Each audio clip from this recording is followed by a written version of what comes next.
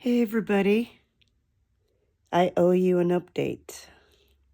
Today I'm having a sick day. Some kind of thing that I caught over the weekend. It's settled. I hope it's not COVID. State of the Union? Yeah, pretty scary, but I gotta say, I'm mildly impressed with Americans. I did wonder for the last several years if Krasnov ever came back into office. How the average American might stand up to it, go to rallies, make signs, call their congressmen, and do those things that people have to do to save their democracy. Because in 2004, the Orange Revolution happened in Ukraine, and Ukrainians wanted the Kremlin backed dictator Yanukovych out, and they wanted Yushchenko in. So they stood out in the streets. And then in 2000, they stood out in the streets until the election was redone and Yushchenko won. I'm sorry, I'm on some cold medication. Then 2013 and 14, the Maidan Revolution of Dignity, where the Ukrainians wanted to align with Europe, but Yanukovych, who did eventually get into office, wanted to instead align with the Kremlin and look east, not west.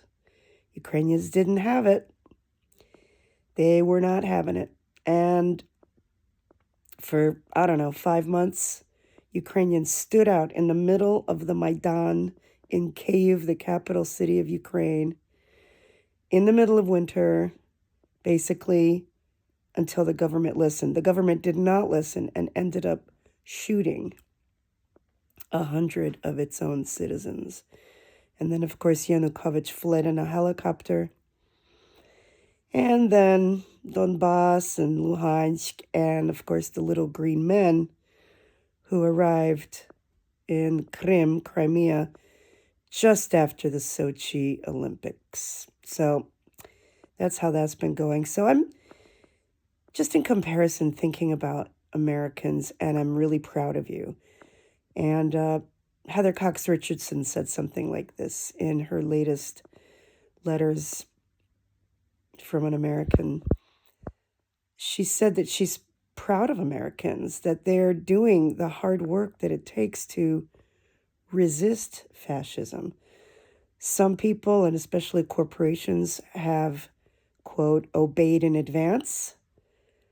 That's the term Professor Timothy Snyder uses when talking about how fascism takes hold.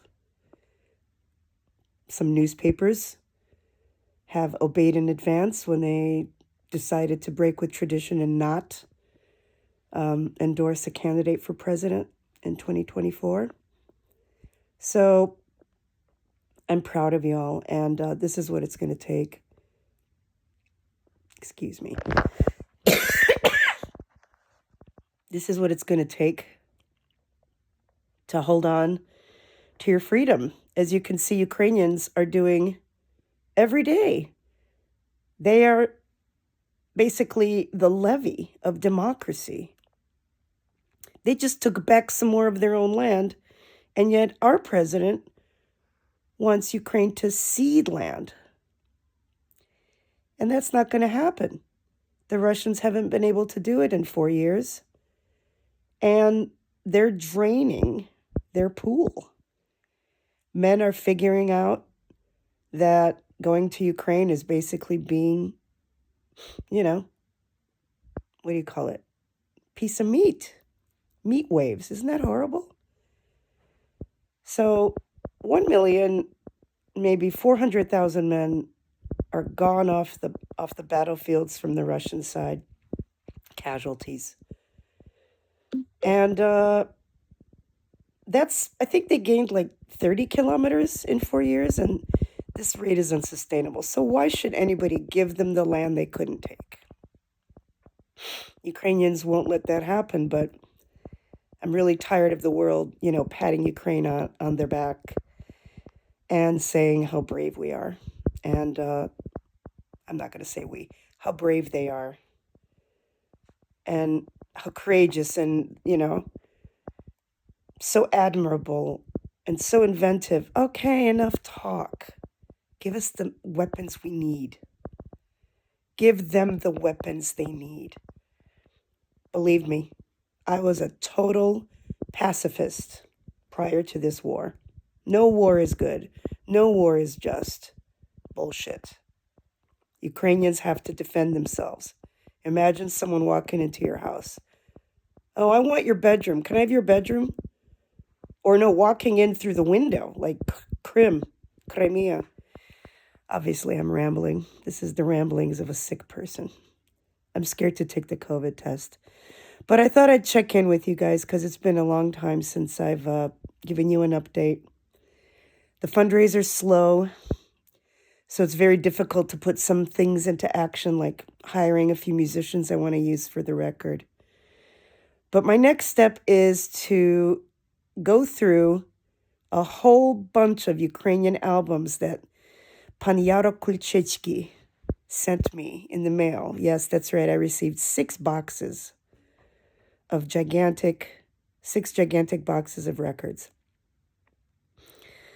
And I'm going to be listening to very, very rare gems, music that maybe some Ukrainians in Ukraine have forgot, and maybe through the act of our diaspora immigrant ancestors, like my parents, who brought these songs over from the 1940s from Ukraine, I might be able to find a nugget that I could bring to life again. So that's my next step. And if you did donate to the fundraiser, maybe you could send it to a friend or two, because I'm going to need the help for this record to come true. And again, once I start selling them, I'm giving half the money to Ukraine.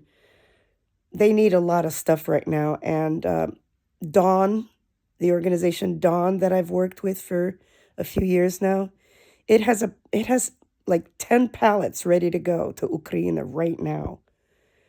And those pallets are full of life-saving medicine, different kinds of things they need for the front lines. Just medicine and tourniquets and, life straws and just even, I think they got some drones in there too. This is what it takes to kick out the enemy that's invading your beautiful country. Please forgive the coughing. So there's my update. It's long-winded. I'm obviously half functional. Please forgive me. I'll try to sing you a little going out tune. Let's see. Okay, I'll take a nap after I sing this song. Ніч вже йде за верхом, ясне сонечко знов вже зайшло, тихо спи, без тривог. Тут є Бог, тут є Бог. Добра ніч, добра ніч, добра ніч. Okay, I'm going to take a nap now. Okay, thanks for listening.